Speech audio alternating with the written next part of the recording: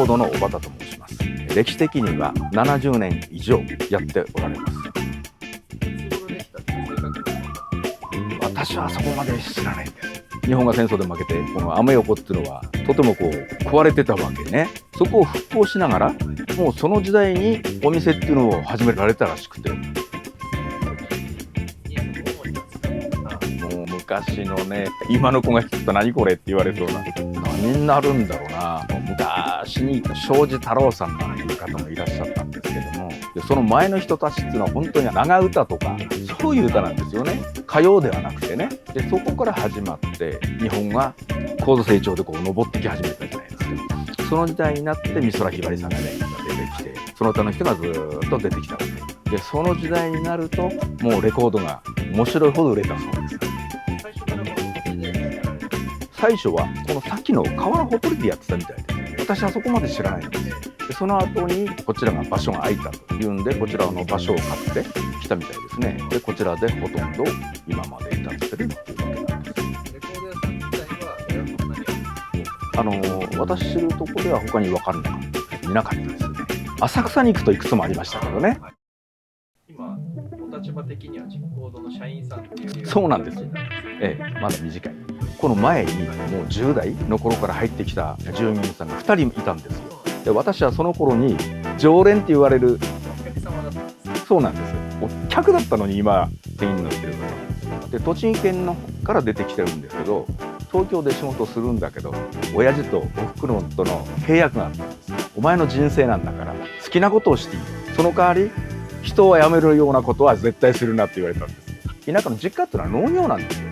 それでも東京に出してくれたんです。いい親でしょ。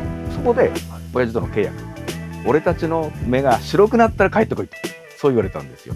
そろそろやっぱりもう年も取ったし介護も必要かなっていう感じになってきたんで、帰ったら3人とも3年で大体亡くなりましたね。それまでここに常連と言われるほど来てたもんだから、ある日電話が来たんですよ。その内容がその従業員さんが病気をされて来られなくなって、もうお店を半年閉めてると。で私もちょうど親が亡くなっちゃって栃木県で草取りをしてたわけで、それで電話が来たもんですから東京に出てきたわけです。そうだね。で栃木県で遊んでましたから定年退職して。そうね、思ってないね。人生って面白いよね。最初来たのは22歳だからもう相当昔。今71ですから。ちなみに小畑さんどういった音楽がお好きなんですか？私はねアイドル、若い頃は例えばここにあるこの方、そうよく知ってらっしゃる17歳とかね。あとは岡崎由紀さんなんて存じてます？あの人もファンです。ジャマイカンアフェアって曲がシティポップな形にも人気あります。あ、そう。よく知ってらっしゃる。さすがだ。同業とは言ってもなかなか知らないぞ。岡崎由紀なんて古いもん嬉しいです。あとは演歌だとかね、そういうものも好きでいろいろ揃えました。達郎さんもあれば竹内まりやさんもあれば甲斐バンドも安全地帯も青滝圭一さんも全部持ってます。相当ここで買ってったものが多いです。もうほぼもう何百万だよね。うちのレコード棚はこのお店のサイクルできてるんです。それも言えまかすかな、言えるかな。ここに私は戻ってそこで販売をする側にもあったよく飲み屋さんとかだってあるじゃないですか。ああ、そうですね。レコード屋さんはあんまり聞かないかなって感じ。そう、飲食店もそうなんだよね。お客さんが後をついてって。小畑さんもそういう思いでやられた。まあそれもあります。それよりも好きだから。音楽ってのはやっぱりね、人の心を良くする。毎日がだからおかげさまで今言ったように楽しい。建物がまず変わった。一つ言えることは。で、この通りはもう全て乾物、生鮮物とかそういうものがメインでした。こういうお店もそんなになかったです。あとは小似た店がたくさんあったよね。お店っていうよりも本当に建物屋って感じ。本当に戦後だからね。私もちょっと過ぎたぐらいだからね。やはり一般の方ですよね。市場のものを安く、アメ横はもともとそういう安いものを売ってたんで、でお魚でも何でも。人の賑わいっていう点ではどうですか？賑わいはもう今と比べ物にならない。もっとすごかったです。毎日がもう正月のと言っていいぐらいの通りでしたよね。もう大晦日なんすら大変だよ。もう道路が一方通行になりますから。今その当時に比べるともう少しはね。大きく減った。要するにそういうお店が増えたから。で郊外にもいろんな安いお店が増えたじゃないですか。だからアメ横まで来る必要もない。そういうところはちょっとがっくりだけど、でも時代ってどんどん変わるじゃないですか。お店も変わってって客数の層も変わるじゃないですか。だから今アメ横に行くと昔の面影がないっていうのは、まず外国のお店も増えたんです。ケバブとか昔は飲食店なんて1店舗なかったです。文化的にはもう何でもある、何でもありの街ですよね。美術館もあれば動物園もあるし、飲食店だってたくさんあるし、デパートもあれば何でも揃ってしまう、そんな街ですよね。私の時代ね、東北の人もしくは関西の方から来るために就職電車だったんですよ。それに山ほど乗って、で昔のって自動ドアじゃなかったんですよ。もう本当に飛び乗りでドアに捕まってもうこうですよ、半分で。上野は東京の始まり、ここからいろんな場所に行けると。未だにご自身でもレコードを買うことはあります。あります。やはりね、当時若いとレコードって意外と高かったんですよ。手に入らないものってあったんです、欲しくても。そういうものが今になってやっと手に入る。途中でもう製造してないじゃないですか。レコードにから CD に変わっちゃって、その前のものが手に入んなくて、途中である程度の年になってやっとお金も手にしたかなっていう時に今度はレコードもない CD ばっかりだ。最近断捨離という言葉聞くんですよ。で持ってこられる、その中に私の欲しいものがあるわなんですよ。お店に売りに出す前に私のところに来てしまうものが社長に怒られるんですよ。みんなあんたのとこ行っちゃうよって。なんでレコードがいいっていうのがあります？めんどくさいっていう人もいるけど、まず手で乗せる。それで音が鳴る。で音がまたね、微妙にいいんですよ。レコード盤に乗せるっていうこの行為と音を聞くっていう、それがいいんだろうな。音的にはそんなに変わらないんだろうけど、私的にはいいです。それとね、プレイヤーによって同じレコードでも音が違うんですよね。4台あるんで、それで全てかけてみて、本当にね、最近就活で持ってくる客がたくさんいる。それとお客さんもまたそれを求めてくるじゃないですか。手に入んなかったものがここにはある。お店ってたくさんありますよね。でもここに来るとそのレコードが手に入る、よそにはないって言われますよ。だからそれが嬉しいよね。最近外国人の買い物がとても多くなりました。割合的に言うと日本が 30%、 外国人が 70%。 やっぱり 2,3 年前から急激に増えた。惜しげなく買ってくれる。それがまた金額がでかい。だいたいシティポップ、あとは先ほど言った戦後の長唄、なんであなたが知ってんのって、そういうのを求めてくる方もいますから、聞かせてくれっていうわけ。そうするとその時代のレコードってみんなチリチリ言うんですよ。それがいいんだって。バイヤーもいますけどね、同じものいくつもあればいくつでも買ってくよって感じの人もいれば、日本人が例えば全く他人にはいとかハローとかって言わないじゃないですか。向こうの人は全く関係なく言われますよね。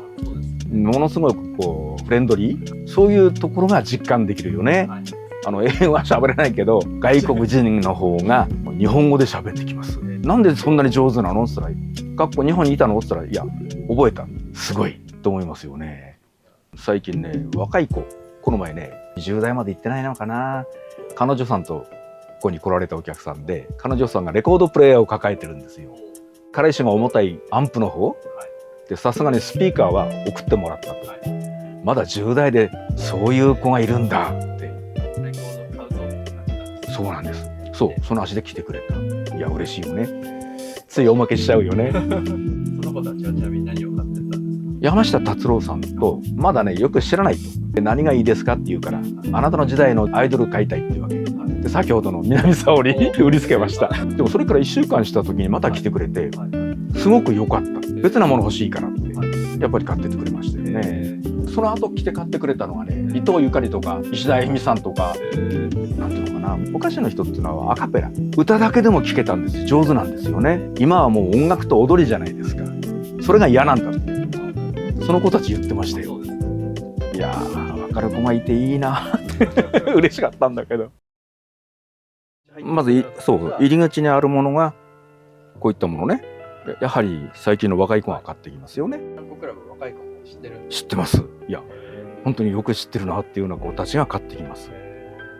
まず入り口にいきなり置いてあるのがアンリさん。アンリさんは外人がよく買うんですよ。それでメインに置いてあるわけ、入り口に。当時手に入んなかったシングル版、こういったものがここに来れば手に入る。50代60代の方が、うわーこんなものあったんだって。そうそう、懐かしいっていうのがまず最初の言葉かな。ここにあるテレサ店、これはアジア系の方が買ってくれます。あとはね、ここに隠れてますけど、この前この方が来てくださりました。やはりね、輝いてるよね、オーラがあるよね。ただ一つね、この通りだったんだけど髪が真っ白でした。ちょうど色紙があったんですよ。でサイン求めたわけ。そしたら久々だなーって久々にサインするなーって喜んでましたけど、それで一番端なんですけども、例えば先ほど言ったアバサが大人気なんです。外国人の方はアバが人気。こちら外国のもの、はい、なぜかこういう飛行機とかこういうものが売れるんですよね。このベンジ、これなんて相当古いですよ。だから見つけるとね、うわって感じで買って言われますよね。外国の方はこういったアニメで、ここでどれが一番売れると思います？外国人が喜ぶ。この中ですか？ええ。この中だったらなんだろうな。明日のジョーですか？素晴らしい。正解？正解ですか？これなんですよ。なんででしょう？なんでびっくり。これでガッとよく当てましたね。外国人の方はこれ。Stay with me。これが。で、同じものがこちらにもあるんですよ。Stay with me の入ったの。ただ、こちらの方が売れます。で、聞いてみたんです。そしたら、やはりこの写真写りがいい。こっちの方がいいと思うんだけど、こちら選ぶんだよね。じゃあ次来た時にこれを買うと。あとは、そう、椎名林檎さんね。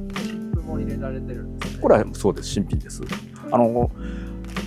売れすぎちゃって物がもう中古がないんですよ。だから新品がもうこの3枚あるだけで、ヒカルさんね、宇多田ヒカルさん。こちらももうなんつうの、中古がもう売れてなくなっちゃって、今どんどん新しいので売れるからやはり作りますよね。なんつうの、松任谷由実さんよりも荒井由実さんの方が売れるんですよ。同じ人なんだけど、外国人の方がやはり買われます。知ってらっしゃるんですよ。でここで売れるのが意外とこの猫のこれが売れるんですよね。そう、ジャケットって言えば、私の時代にジャケ買いって言葉なんて聞かなかったんです。最近の若い子はジャケ買いって言うじゃないですか。レコードプレイヤーあるのって言ったら、いやない。どうして買うのって聞いたら、飾るんだ。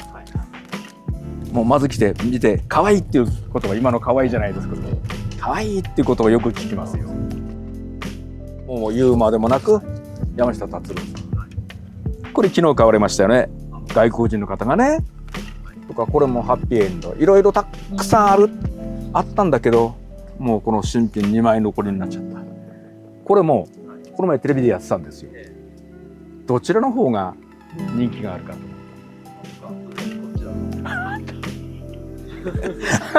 当てられっぱなしでな。こちらじゃないんです。こちらなんです。ジャズ、フュージョン。まずナンバーワンは外国人の方が買ってるのはこれ。この中でも、まあこれが欲しいらしいけど値段が高くてって言われて、物がないからだよって言うんだけどね。まあそれでも買ってくる人いますよ。カシオペア探してる人。そうです、多いです。カシオペア。こういったものも外国人の方は買ってくれますね。もうよそにはないって言われましたね。よかったね、うちは在庫あって社長が喜んでんだけど商売やるからにやっぱり在庫なかったらしょうがないじゃないですか。ここには今言った高中さんとかね、シングルも欲しい人がいますので、外国の方はやはり LP だよね。LP がなきゃしょうがないから、じゃあシングル買うかなって感じで。やはりお客さんとの対話、物売る仕事ってたくさんいろんなものあるけど、欲しいものを探しに来るお客さんがいるじゃないですか。と見つかった時の笑顔、あったよっていう笑顔、あれは嬉しいですね。趣味の世界ですから、そうボンボン売れるものではない。維持するのが大変だよね。だからこの先どうにしろって言われるとちょっと困るんだけど、やはり売れ筋をたくさん置きたい。そのためには買い入れも必要。これを見たお客様にぜひ持ってきていただきたい。いらないものがあったらぜひうちにお願いしますって言いたいんですよ。